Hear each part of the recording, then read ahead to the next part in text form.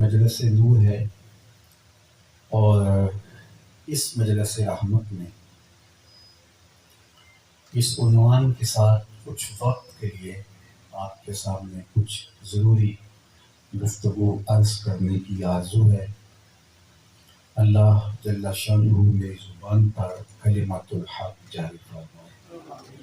مجھے اس بات کا بھی ادراک ہے کہ میری گفتگو آپ کے لیے کوئی نئی گفتگو نہیں ہوگی، چونکہ آپ جس آستانہ نور سے وابستہ ہیں وہاں سے جو فکری غذا آپ کو نصیب ہوتی ہے اور جو آپ کو نور، اجالے اور روشنیاں اور دین کی حقیقی تصویر آپ کے سامنے رکھی جاتی ہے، تو اس میں سب کچھ موجود ہے۔ میں اسی فکر اور اسی نور و نکہت کے حوالے سے ہی آپ کے سامنے کچھ چیزیں رکھنے کی آرزو رکھتا ہوں۔ قرآن مجید نے ہمیں اولیاء اللہ کا تصور دیا جو اللہ کے برگزیدہ بندے ہیں، اللہ کے مقربین ہیں، قربت الہی کے نور سے مالا مال ہو کر کے خلق خدا کی رہنمائی کا فریضہ سر انجام دیتے ہیں۔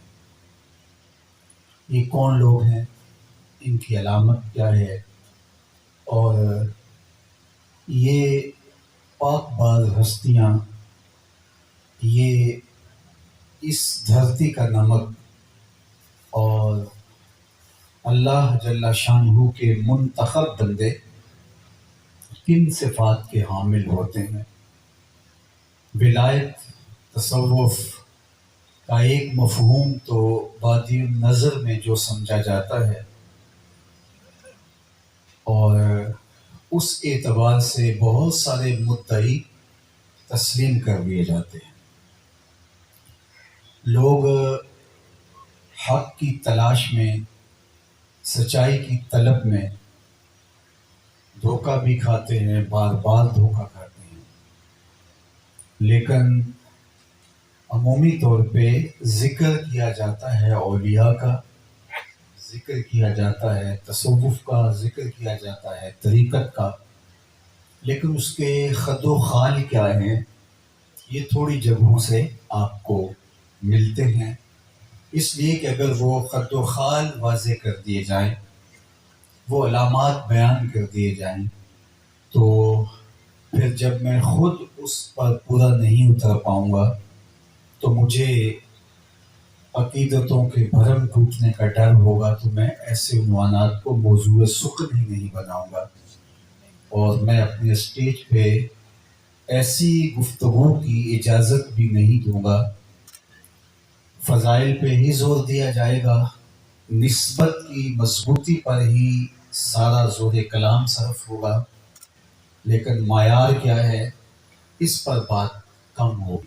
خوش نصیب ہو آپ لوگ کہ آپ کو مختلف طے شدہ متعین عنوانات کے تحت ہر سال بہت کچھ سننے کو نصیب ہوتا ہے۔ گویا یہ تقریب عرس باقاعدہ ایک علمی نشست ہوتی ہے، اور اس میں منتخب خطباء جو کہ آپ کے سامنے دین کی حقیقی اور اصلی تصویر رکھتے ہیں، جس سے آپ کی زندگیوں پر دو رس نتائج مرتب ہوتے ہیں، اس پر اللہ جل شانہ کا شکر ادا کرنا چاہیے کہ اللہ نے ایسا میکدہ نور ہمارے لیے رکھا ہے، ورنہ اقبال نے کہا تھا کہ ذوق و شوق و آگہی باقی نہ مان، آنکھ کدا بشکست و آن ساقی نہ مان۔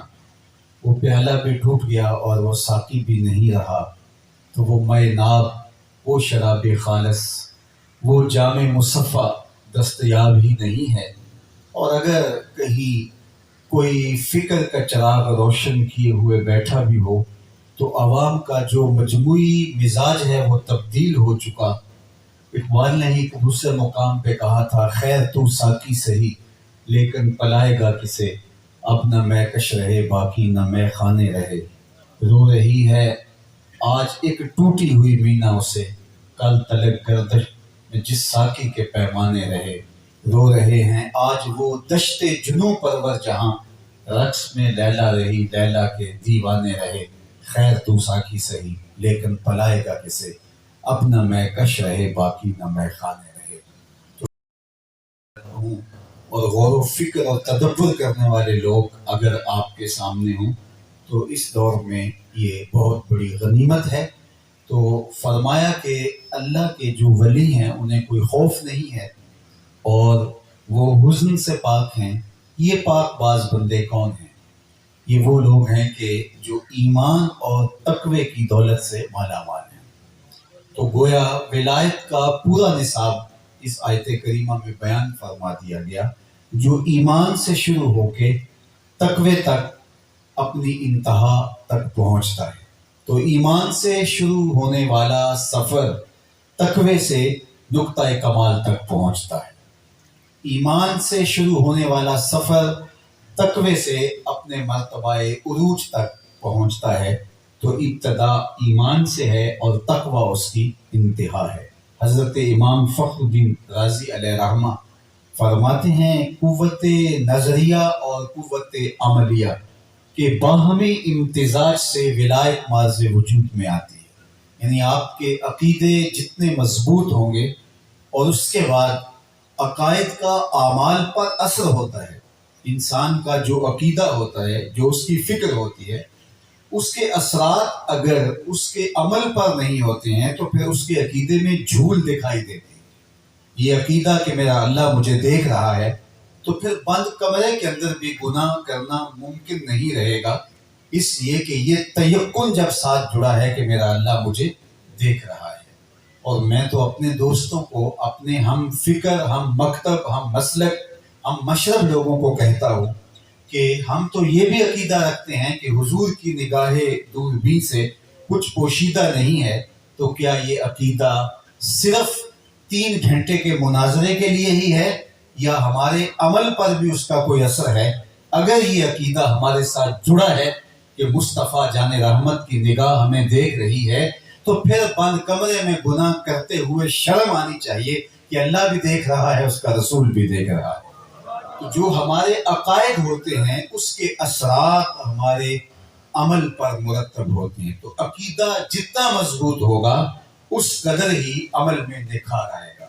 تو قوت نظریہ کی مضبوطی قوت عملیہ کے لیے مہمیز کے طور پہ کام کرتی ہے، اور اگر کسی شخص کا عمل کمزور ہے تو اس کے عقیدے کے اندر ضرور کچھ کمی موجود ہے، ورنہ عقیدوں کی پختگی عمل کے لیے جو ہے وہ مہمیز ہوتی ہے اور عمل پیدا کرنے کا ذریعہ بنتی ہے۔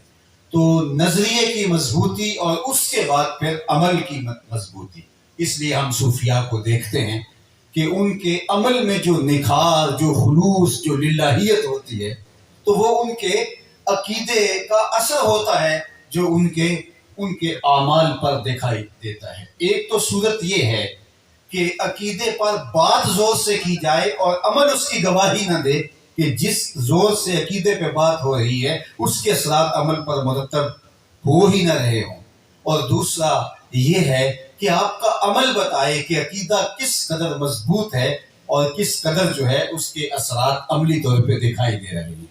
تو صوفیاء کی اگر آپ زندگیاں دیکھیں تو یہ چونکہ حال والے لوگ تھے، کال کم تھی اور حال ان کا جو ہے وہ زیادہ تھا، انہوں نے زندگی میں اتنے کلام نہیں کیے، اتنی تقریریں نہیں کی جس قدر جو ہے وہ ان کی نگاہ سے لوگوں کی زندگیوں میں تبدیلی پیدا ہوئی، اور وہ تیقن کا نور تھا، وہ یقین کی کائنات تھی جنہوں نے ان کو کندن بنا دیا، اور وہ عمل کے اثر سے لوگوں پر اثر انداز ہونے لگے۔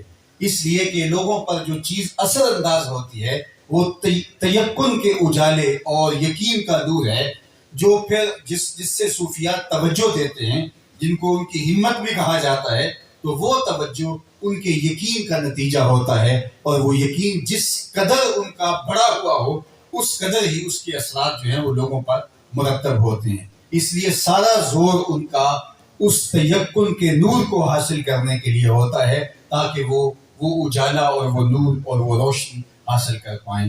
اور اس کا پھر نتیجہ یہ ہوتا ہے جدھر سے گزرتے جاتے ہیں نور بانٹتے چلے جاتے ہیں, اجالے بکھیرتے چلے جاتے ہیں اور روشنیاں تقسیم کرتے چلے جاتے ہیں.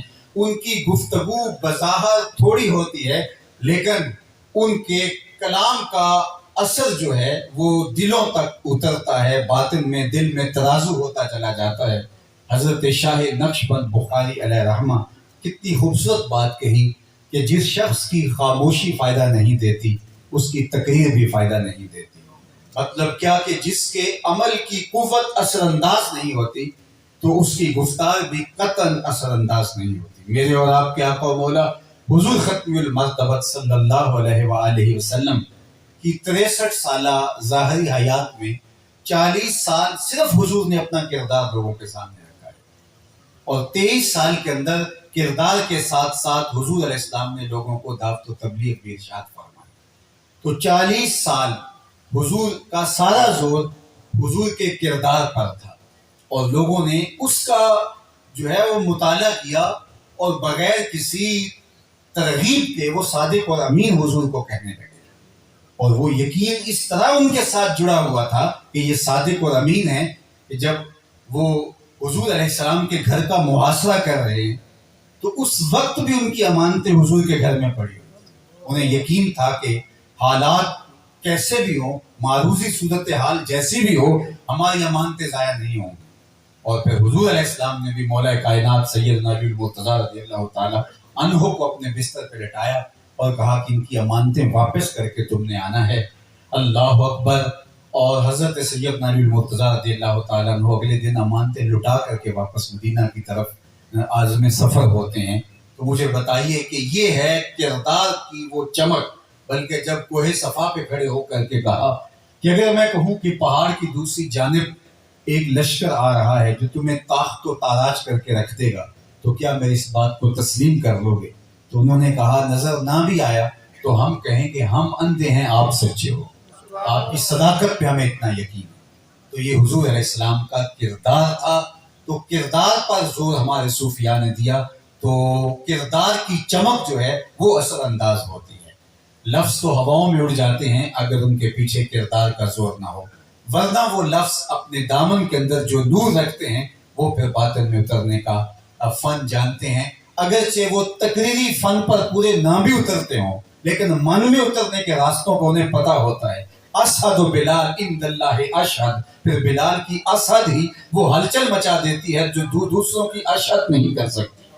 تو پھر شکستہ ٹوٹے لفظ بھی دلوں کے اندر جو ہے وہ ایک کوہرام بپا کر دیتے ہیں. تو یہ کردار کا زور ہوتا ہے اور یہ عمل کی قوت ہوتی ہے. تو قوت نظریہ کی مضبوطی وہ بیان نہ بھی کریں پھر بھی ان کے عمل سے پتہ چل رہی ہوتی ہے کہ ان کا توکل کتنا مضبوط ہے, خشیت الہی کتنی مضبوط ہے, رسول اللہ صلی اللہ علیہ وآلہ وسلم کے ساتھ ان کا ربط باطن کتنا مضبوط ہے, اور دیگر جو ہے وہ عقائد اسلامیہ میں ان کا رسوخ اور ان کا عقیدہ اور ان کی پختگی کس قدر ہے. تو وہ انسان کا عمل, اس کا رویہ, اس کی زندگی اس بات کی گواہی دیتی ہے. تو ایک تو ایمان اور تقوی کے سفر سے جو نتیجہ نکلتا ہے وہ ولایت کا ایک راستہ ہے. اور یہ نقطہ کمال ہے, جس قدر بڑا ولی ہوگا اس کا اتنا تقوی ہی مضبوط ہوگا. ولایت کا قد کرامات کی قلت اور کثرت سے نہیں ناپا جا سکتا, وہ تقوی کی بلندی سے ہی ولایت کے پرکھنے کا ہمیں شریعت نے مزاج دیا ہے. ورنہ صحابہ کی زندگیوں میں آپ غور کریں تو بہت سارے ایسے اصحاب ہیں جن کی ایک کرامت بھی آپ تک نہیں پہنچی, جبکہ سب سے بڑے ولی اس امت کے وہ ہیں. اور جن کی کرامات آپ تک پہنچی بھی ہیں تو وہ بھی اتنی کثرت کے ساتھ ان کی کرامات آپ تک نہیں پہنچی جو کہ عمومی اس دور کے اندر بعض لوگوں کی ہم آج سنتے ہیں. تو پھر کرامات کی قلت و کثرت پھر معیار نہ ہوا, معیار ایمان اور تقوی ہوا. وہ جتنا مرتبہ کمال پہ ہوگا اتنا اونچے مرتبے پر اللہ کا ولی فائز البرام ہوگا. اور ظاہر ہے کہ جتنا مقام اونچا ہوگا اس لحاظ سے اس کا تقوی بھی اتنا ہی حساس ہوگا. جس قدر مراتب رفیع اس کو عطا ہوتے ہیں اس کی احتیاطیں بھی اسی طرح جو ہے وہ بڑھ جاتی ہیں. حضرت امام احمد بن حنبل کے پاس ایک خاتون آئی اور کہا کہ حضرت میں ایک مسئلہ پوچھنا چاہتی ہوں. تو آپ نے فرمایا پوچھئے. اس نے کہا کہ میں سود کاٹتی ہوں اور بازار میں فروخت کرتی ہوں. رات کو کبھی بادشاہ کی سواری بازار سے گزرتی ہے اور اس کے ساتھ خادم سونے کے شمع لیے بھی ساتھ ساتھ ہوتے ہیں، تو ماحول میں اجالا ہو جاتا ہے. تو اس روشنی میں بھی میں سود کاٹ لیتی ہوں.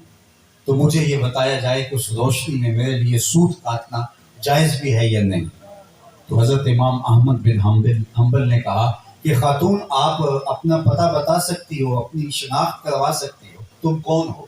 تو اس نے کہا کہ سائل کی ذات نہیں پوچھی جاتی، آپ مجھے بتائیں مسئلہ کیا ہے.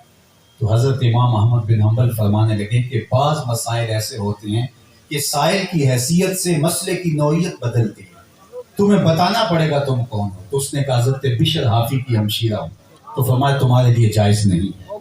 تو جتنا مقام اونچا ہوگا، جتنا مرتبہ بلند ہوگا، تو اس کی احتیاط ہی اتنی ہی زیادہ ہوگی. یاری تیری سونا پر ازمیشہ تیری آگ، سونا پرکھیا جامدہ ہے نال اگاں دے لگ. لوہے کو پرکھنے کے لیے آگ میں نہیں ڈالا جاتا، لیکن سونے کو پرکھنے کے لیے آگ میں ڈال کر کے دیکھا جاتا ہے. تو اگر آپ مقام رفیع پہ فائز المرام ہیں تو پھر جو ہے وہ آپ کی احتیاطیں اور آپ کے تقوی کا معیار بھی اس کے مطابق ہونا چاہیے.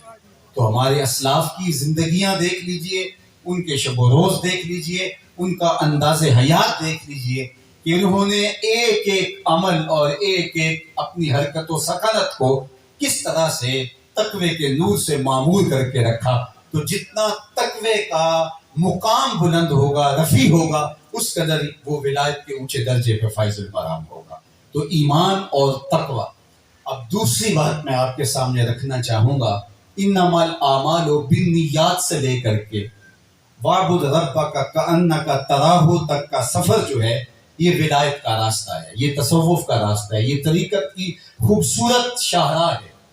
پہلے نیت کے قبلے کو ٹھیک کیا جائے اور اس کے بعد آخری منزل کہ انسان اس مرتبے پر پہنچ جائے کہ اللہ کی عبادت کس طرح کرے گویا وہ اپنے رب کو دیکھ رہا ہے. تو یہ سفر جو ہے انسان کا، یہ طریقت کا سفر ہے. سب سے پہلے نیت کا حسن، اس میں معمولی بھی کجی قابل قبول نہیں ہے.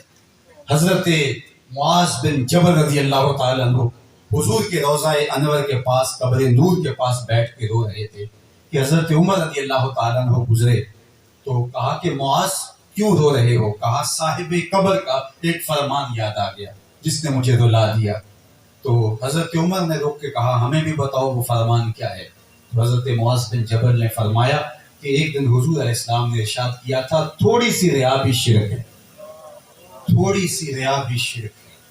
حضرت ابو امامہ الباہلی رضی اللہ تعالیٰ عنہ فرماتے ہیں کہ میں نے حضور علیہ السلام سے سوال کیا کہ یا رسول اللہ، ایک شخص جہاد کرتا ہے اور اس کا مقصد اعلاء کلمۃ الحق ہے، دین کی سربلندی ہے، لیکن اس کے دل میں یہ بھی ہے کہ چلو شہرت بھی ہو جائے گی، نام وری بھی ہو جائے گی، تو کیا اس کا یہ عمل قابل قبول ہے؟ اس کو کوئی اجر ملے گا؟ تو آقا کریم نے ارشاد فرمایا فلا شیء لہ، اس کے لیے کوئی اجر نہیں.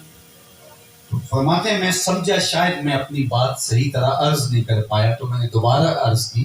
حضور اس نے جان جیسی متاع عزیز واری، اس کا مقصد اللہ کے دین کے پرچم کو اونچا کرنا تھا، لیکن بات ضمن میں یہ بھی ہے چلو شہرت بھی تو ساتھ ہو ہی جائے گی، نام وری بھی تو ہو جائے گی، تو اس کو کوئی اجر ملے گا؟ تو حضور نے پھر ارشاد فرمایا فلا شیء لہ، اسے کوئی اجر نہیں ملے گا.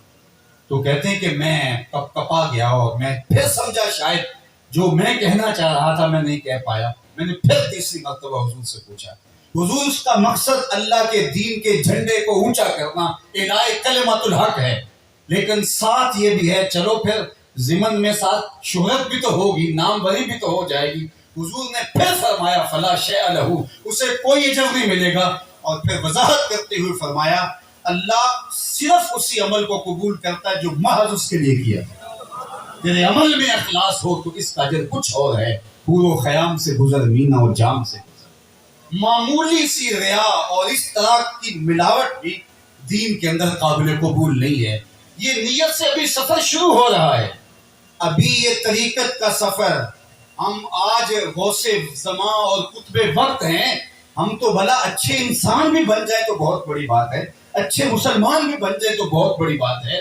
یہ نیت سے طریقت کے سفر کا ابھی آغاز ہوا جا رہا ہے، اور اگر نیت میں تھوڑی سی کجی آ گئی تو کیتی کتری پئی خو محمد تے سکہ بنیا تھا، کچھ پلے باقی نہیں رہا۔ تو نیت کے حسن سے لے کر دین کا چوتھائی حصہ جس کو کہا گیا ہے، اور دین کا جو ہے وہ تیسرا حصہ بھی نیت کو کہا گیا ہے۔ حضرت امام حسن بصری اور محمد بن سیرین رضی اللہ تعالی عنہما دونوں تابعی ہیں، ان میں سے ایک کا انتقال ہو جاتا ہے تو دوسرا جنازے میں نہیں پہنچ پاتا، تو کسی نے ان کو آ کے کہا کہ جناب آپ کے ہم مصر اور شہر بصرہ میں ہی رہ رہے ہیں اور جنازہ ہو گیا اور آپ نہیں گئے، تو فرمایا کہ صاحب میں نیت ہی ٹھیک کرتا رہ گیا اور جنازہ گزر گیا، میری نیت کی درست نہیں ہو پا رہی تھی۔ نیت کا استحضار جب تک نہ ہو لے تو کیا فائدہ ہے اس وقت شامل ہونے کا۔ تو ذرا دیکھیے یہ اس درجے کے لوگ ہیں اور کس قدر زور اپنی نیتوں پہ دے رہے ہیں، اور ہم جو ہیں وہ اپنے عمل کا ضرور جائزہ لیں کہ ہم کہاں کھڑے ہیں اور ہمارے رویے، ہمارا طرز زندگی اور ہمارا انداز معاشرت کیا ہے۔ تو اعمال کا دار و مدار نیتوں پر ہے، یہاں سے یہ سفر شروع ہوتا ہے اور پھر بڑھتے بڑھ کے اس کی انتہا ہوتی ہے کہ وَاعْبُدْ رَبَّكَ كَأَنَّكَ تَرَاهُ، اپنے رب کی عبادت اس طرح کرو گویا تم اسے دیکھ رہے ہو۔ اور جب اس مرتبہ کمال تک پہنچ جاؤ اور یہ اعزاز تمہارا مقصود ہو جائے تو پھر سمجھ لو کہ ولایت کے اس مقام کو تم نے حاصل کر لیا ہے، اور طریقت کا یہ راستہ ہے۔ تیسری بات، طریقت کا راستہ، المسلم من سلم المسلمون من لسانہ و یدہ، یہاں سے شروع ہونا ہے۔ سب سے پہلے اپنے آپ کو بے ضرر کرنا ہے، مخلوق کے لیے آپ کا وجود بے ضرر ہو جائے، اور اس کے بعد بڑھتے بڑھتے آپ کا وجود لوگوں کے لیے نافع بن جائے۔ خیر کی چابی اور شر کا تالا، جو حضور نبی رحمت صلی اللہ علیہ وآلہ وسلم نے فرمایا۔ اب مجھے اور آپ کو جائزہ لینا پڑے گا کہ طریقت کا راستہ، اس میں سب سے پہلے جس پر توجہ دینے کی ضرورت ہے وہ اپنے وجود کو بے ضرر کرنا ہے۔ تمہاری وجہ سے اللہ کی مخلوق کو کوئی تکلیف نہ پہنچے۔ پہلے اپنی وہ صفات جو ہے وہ رذیلہ، صفات رذیلہ جو ہیں ان کو ختم کرنا ہے، پھر صفات حمیدہ پیدا ہوں گی۔ پہلے گندگی دھونی ہے، پھر اس کے بعد پھول بوٹے لگائیں گے، اور پھر اس کے بعد جو ہے وہ مرصع ہوں گے، پھر اس کے بعد جو ہے وہ اپنے آپ کو آراستہ کریں گے۔ سب سے پہلے اپنے آپ سے گند اتارنا ہے، غلاظتیں دور کرنی ہے، اپنے وجود کو اس کی مخلوق کے لیے بے ضرر بنانا ہے۔ تمہارا وجود کسی کے لیے تکلیف کا سبب نہ ہو، تمہارے عمل سے، تمہارے رویے سے، تمہارے انداز معاشرت سے، تمہاری گفتگو سے کسی کو تکلیف نہ پہنچے۔ اور اللہ کے محبوب نے یہ مسلمان کی علامت بیان فرمائی ہے، المسلم من سلم المسلمون من لسانہ و یدہ، اس کی زبان سے، اس کے ہاتھ سے کسی مسلمان کو تکلیف نہ پہنچے، اس کے وجود سے پھوٹتی شرور سے اللہ کی مخلوق تنگ اگر ہیں تو اولئک کالانعام بل ہم اضل، وہ چوپایوں سے بھی آگے گزر گیا ہے۔ اچھا ستھرا پاکیزہ انسان پہلے بننا ہے، انسان کے بعد پھر آگے نیا مرحلہ شروع ہوتا ہے اور ان مراتب رفیع تک پہنچنا ہے اور اللہ کی مخلوق کے لیے نافع ہو جانا ہے۔ اور اتنا نافع ہونا کہ جب تم جس گلی سے گزرو وہاں تقوی کی خوشبو پھیلنا ہے، جس راستے سے گزرو وہاں ایمان کی بہاریں پیدا ہونا شروع، وہاں محبتوں کے پھول اگنے شروع ہو جائیں، پھر تمہیں تقریر نہیں کرنی پڑے گی، تمہاری نظر اٹھے گی 90 لاکھ کافر کلمہ توحید پڑھے، پھر تمہارا وجود مؤثر ہوگا، تمہارے وجود سے نور نکلے گا۔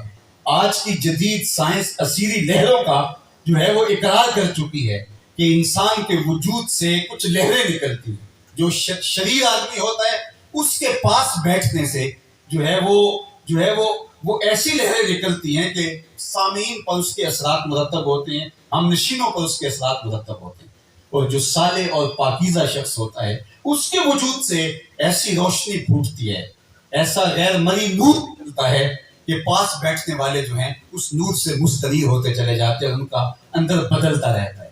طریقہ نقش بندیہ کی نسبتوں میں سے یہ چیز طے شدہ ہے کہ طریقہ نقش بندیہ میں شیخ کے پاس آ کے نہ زیادہ کلام کرنے کی ضرورت ہوتی ہے، نہ سوال کرنے کی ضرورت ہوتی ہے، آ کے بس بیٹھ جائیں اہل نظر کی مجلس میں بیٹھنے سے ہی دل کے عیب دھلتے چلے جاتے ہیں اور من میں روشنی، کیونکہ ان کا وجود پھر مخلوق کے لیے نافع ہو جاتا ہے۔ تو جو بے ضرر ہی نہیں ہو سکا وہ نافع کیسے ہو سکتا ہے؟ پہلی سیڑھی ہے جہاں سے شروع ہوا سلسلہ، وہ بے ضرر ہونا ہے، اور اس کی انتہا یہ ہے کہ نافع ہو جانا ہے۔ تو میرا وجود، آپ کا وجود اگر اللہ کی مخلوق کے لیے نافع نہیں ہے، ہمارا وجود لوگوں کے لیے تکلیفیں بانٹتا ہے، اذیتیں کھڑی کرتا ہے، ہمارے رویے تکلیف دیتے ہیں، ہماری گفتگو تکلیف دیتی ہے، ہمارا طرز زندگی تکلیف دیتا ہے، ہمارا انداز معاشرت تکلیف دیتا ہے، ہماری زبان سے نکلنے والے جملے نہیں تیر ہوتے ہیں جو کلیجے چیرتے چلے جاتے ہیں، اور اللہ کی مخلوق کے لیے ہم اذیتوں کا سامان، ہمارے پاس بیٹھ کر کے کوئی جب اٹھ کے جاتا ہے دیر تک زخم سہلاتا ہے، اور دیر تک جو ہے وہ اس درد اور اس کثرت کو محسوس کرتا ہے جو ہماری صحبت کی وجہ سے اور ہمارے پاس بیٹھنے کی وجہ سے اس کو تکلیف پہنچی، تو پھر ہم اچھے انسان ہی نہ ہوئے، اچھے مسلمان تو دور کی بات ہے، پھر اللہ کا ولی ہونا یہ تو رفیع المرتبت مقام ہے۔ تو ہم اچھے انسان سب سے پہلے بنے، اچھے مسلمان سب سے بنے، اور وہ یہ کہ جس کی زبان سے، جس کے ہاتھ سے دوسرے مسلمان محفوظ رہیں۔ اللہ اکبر۔ اگر آپ مجھے پوچھیں کہ تصوف کیا ہے تو میں حضرت ابو حفص نیشا پوری کا قول آپ کے سامنے رکھوں گا۔ آپ فرماتے ہیں کہ تصوف سارے کا سارا اچھے خلق کا نام ہے، اچھے کردار کا نام ہے، اخلاق حسنہ کا نام ہے، سلیقے کی گفتگو کا نام ہے، بات کرنے کے ڈھنگ کا نام ہے، لوگوں کو عزت دینے کا نام ہے، عزت نفس کا خیال رکھنے کا نام ہے، اللہ کی مخلوق پر رحم کرنے کا نام ہے، لوگوں پر شفقتوں کی کمی بن کے برسنے کا نام ہے۔ سارے کا سارا دین جو ہے وہ خلق ہے، اچھی عادات ہیں، اچھی خصلتیں ہیں، لہجے کی متانت ہے، زبان کی لطافت ہے، خوبصورتی ہے۔ وہ کیسے ولی ہو سکتا ہے کہ جس نے کپڑے اتار دیے، ننگ دھڑنگ ہو گیا اور لوگوں کو گالیاں دیتا ہے، اور لوگ سمجھتے ہیں کہ یہ پہنچا ہوا ہے اور اس کی ایک گالی اگر ہم نے کھا لی تو پھر نتیجہ یہ ہوگا کہ شاید اس کے اندر ہی فیض رکھتا ہے۔ ایسے کتنے ملنگ اور ایسے کتنے ننگ دھڑنگ ہمارے معاشرے کے اندر جو ہے وہ پائے جاتے ہیں، جو ہے وہ کپڑے اتار کے پھینک دیتے ہیں اور ہر آنے والے لوگوں کو جو ہے وہ گالیاں دے رہے ہوتے ہیں، اور لوگ ان گالیوں کے اندر فیض محسوس کر رہے ہوتے ہیں۔ مجھے بتاؤ کہ اللہ کا نور گندی گالیوں میں ہو سکتا ہے؟ اللہ کا نور غلاظت بھرے تبروں میں ہو سکتا ہے؟ یہ کیسے ہو سکتا ہے؟ لیکن کیا ایسے لوگوں کی عقل پہ ماتم نہ کریں جو گالیوں کو دین سمجھ بیٹھتے ہیں، جو اس بابے کے تبروں کو اور اس کی غلیظ اور بےہودہ گفتگو کو یہ سمجھتے ہیں کہ جناب اس سے ہمیں فیض حاصل ہو رہا ہے اور اس سے ہمیں برکت ہو رہی ہے، اس کی صحبت میں بیٹھو، اور وہ ننگ دھڑنگ بیٹھا ہوا ہے اور گالی گلوچ اور سب و شتم کر رہا ہے اور ہم سمجھتے ہیں کہ ہمیں نور مل رہا ہے، جبکہ تصوف کا آغاز ہی یہاں سے ہوتا ہے کہ التصوف کلہ اخلاق، یہ سارے کا سارا خلق کریمانہ کا نام۔ میرے اور آپ کے محبوب صلی اللہ علیہ وسلم کے خلق کی گواہی میرا رب دیکھ کر وہ ارشاد فرماتا ہے انک لعلی خلق کریم، خلق عظیم۔ تو یہ سارے کا سارا تصوف اچھے اخلاق کا اوصاف حمیدہ کا نام ہے۔ یہاں سے شروع ہوا اور یہ ختم ہوا جا کر کے تمہارے وجود کے نافع ہو جانے کا۔